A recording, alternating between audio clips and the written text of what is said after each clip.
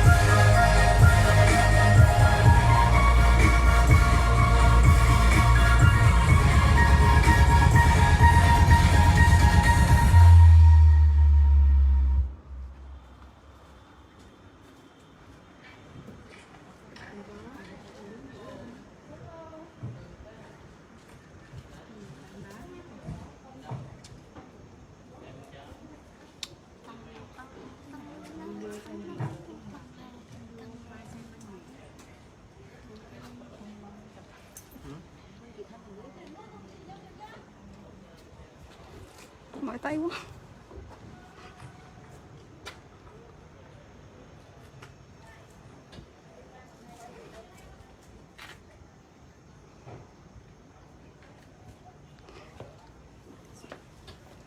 Tay giữ đi mỏi tay quá.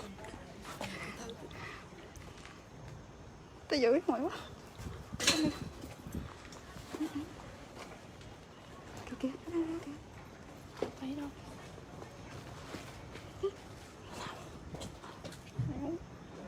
Không thấy gì cả.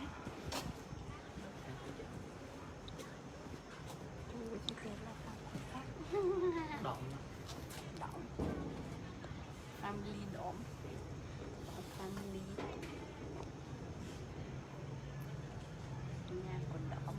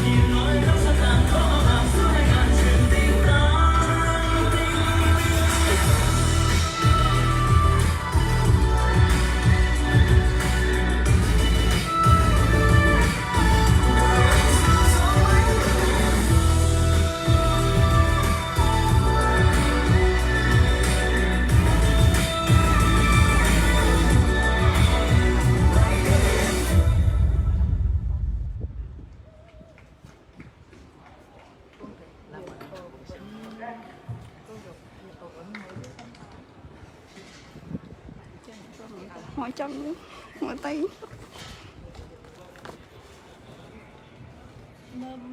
Khách thằng dạo con coi à.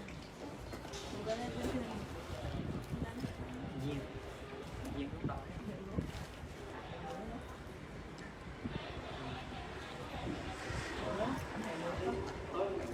vâng muốn xích tua muốn xích tua Trời ơi, coi kìa cưng quá. Làm gì á?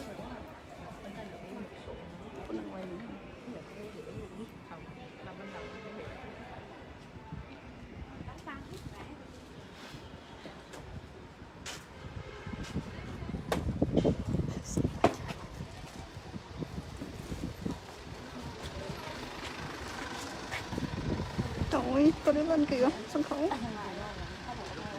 Duyên đi chơi đi coi đi cho mỏi dạ về đi được chiều đi xem thôi đứng đây có hồi tiếng nữa anh cảm động anh cho vô tới ha. Cho em vô em tặng quà xíu đi. Ở một năm ở đồ về có một lần đó giờ đợi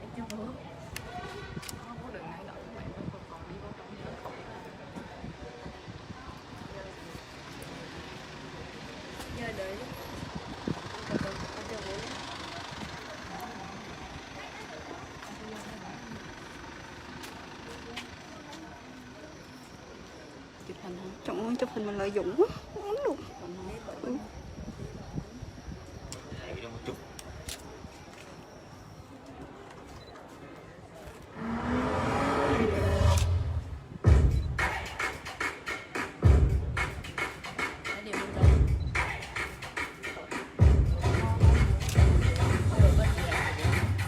Rồi. ngồi xuống dưới Không.